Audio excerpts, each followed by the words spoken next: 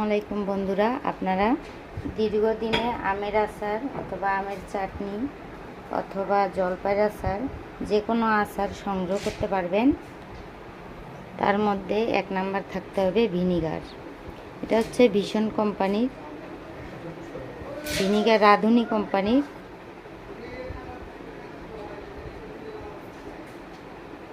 অনেকে বলে থাকে সিরকা। দেখেন, অরিজিনাল রাঁধুনি কোম্পানির। এটা আপনারা এই যে মানুষ মার্কা দেখে নেবেন। তো আমরা এটা দীর্ঘদিন ব্যবহারের জন্য কিভাবে সংরক্ষণ করব। প্রথমে আমি আচারের মুখাগুলো সবগুলো খুলে নিলাম।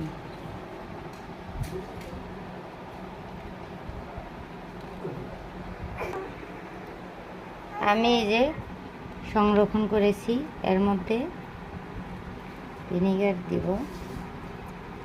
দীর্ঘদিন ব্যবহারের জন্য ভিনিগার ব্যবহার করলাম।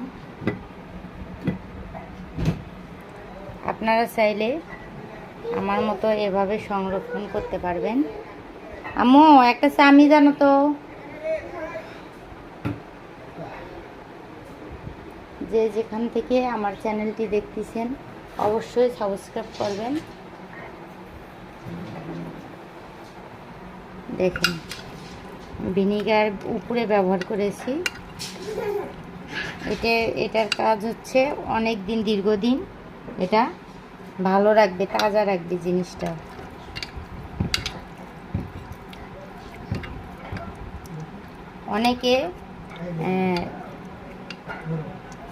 অনেকে হচ্ছে রান্নার সময় ব্যবহার করে। আসলেই রান্নার সময় ব্যবহার করা মোটেও ঠিক না। এটা হচ্ছে ব্যবহার করবেন